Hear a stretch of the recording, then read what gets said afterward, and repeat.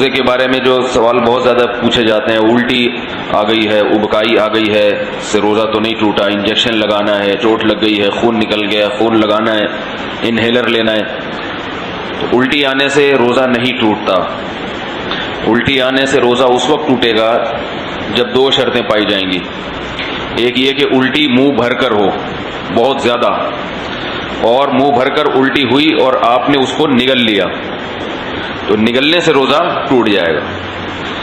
دوسری شرط یہ ہے کہ الٹی منہ بھر کر ہو، خود سے نہ ہو بلکہ آپ نے جان بوجھ کر کی ہو، منہ بھر کر اچھی طرح سے ہو۔ منہ بھرنے کا مطلب یہ ہوتا ہے کہ اتنی زیادہ ہو کہ آپ اگر روکنا چاہیں تو وہ روک نہ سکیں، اس کو منہ بھر کے کہتے ہیں۔ ورنہ اب منہ ہر ایک کا جو ہے کیونکہ وہمی لوگ جو ہے نا، پھر وہ وہمی لوگ جو ہے نا وہ تنگ کرتے ہیں، وہمی کہتے ہیں اب مجھے پتہ ہی نہیں چل رہا کہ میرا منہ بھر کے ہوا ہے یا منہ تھوڑا ہوا ہے۔ تو بھائی اب منہ تو آپ کا اپنا ہے، میں تھوڑی پتہ لگا سکتا ہوں کہ آپ کا منہ بھرا ہے کہ نہیں بھرا۔ اس کا ایک فقہا نے ضابطہ بیان کیا ہے کہ اتنا کہ منہ میں روکنا اس کو ممکن نہ ہو۔ تو چھوٹی موٹی ابکائیاں آتی ہیں، چھوٹی موٹی الٹیاں آتی ہیں، یہ اگر نگل بھی لیں تو بھی روزہ نہیں ٹوٹتا۔ ابکائی آئی اور آپ واپس لے گئے تو نہیں ٹوٹتا۔ تو منہ بھر کر ہو اور آپ اس کو نگل لیں، یا نگلیں تو نہیں لیکن وہ منہ بھر کے خود سے نہیں ہوئی بلکہ آپ نے حلق میں انگلی ڈال کے طے کی ہے۔ تو عام طور پر ایسا کوئی کرتا نہیں ہے روزے میں، اس لیے اس کو اتنا بیان کرنے کی ضرورت بھی پیش نہیں آتی۔ اس کے علاوہ گلوکوز چڑھانے سے، انجیکشن لگانے سے روزہ نہیں ٹوٹتا۔ روزہ ٹوٹتا ہے کھانے پینے کے، ناک کے راستے یا منہ کے راستے کوئی چیز پیٹ کے اندر جائے، یا مقعد کے راستے کوئی چیز پیٹ کے اندر جائے۔ آنکھ میں دوا ڈالنے سے روزہ نہیں ٹوٹتا، خوشبو لگانے سے روزہ نہیں ٹوٹتا، خوشبو سونگھنے سے روزہ نہیں ٹوٹتا ہے۔ کان میں دوا ڈالنے سے روزہ ٹوٹتا ہے یا نہیں، اس میں علماء کا اختلاف ہے۔ پہلے جو ہمارے فقہاء ہیں انہوں نے لکھا ہے کہ کان میں دوا ڈالنے سے روزہ ٹوٹ جاتا ہے۔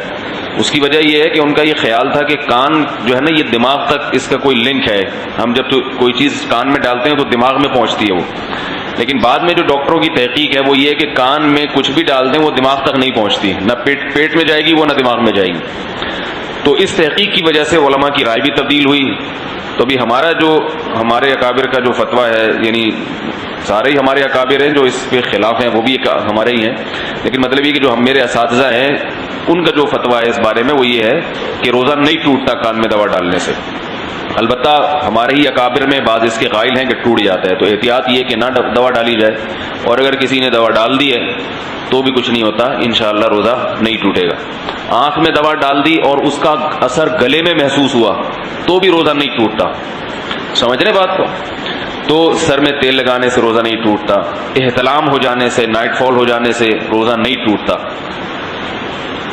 زوجہ کے قریب کوئی شادی شدہ آدمی گیا اور ڈسچارج ہو گیا تو روزہ ٹوٹے گا، ڈسچارج نہیں ہوا تو اس سے بھی روزہ نہیں ٹوٹتا۔ اور یاد رکھیں اگر اس نے ہم بستری کر لی تو پھر جو ہے روزہ بھی ٹوٹے گا اور 60 روزوں کا کفارہ بھی ہے اس کے اوپر۔ زوجہ سے ہم بستری بالکل حلال نہیں ہے روزے کی حالت میں، اور ویسے جان بوجھ کر روزے میں کھا لیا تو بھی روزہ ٹوٹے گا بھی، اور 60 روزوں کا کفارہ بھی ادا کرنا پڑے گا اس کو۔ تو رمضان میں کھانے کی اجازت نہیں ہے روزے کی حالت میں، روزہ ہی کیسا جس میں کھانے کی اجازت ہو، تو سزا بھی ملے گی، صرف روزہ نہیں ٹوٹے گا اس میں۔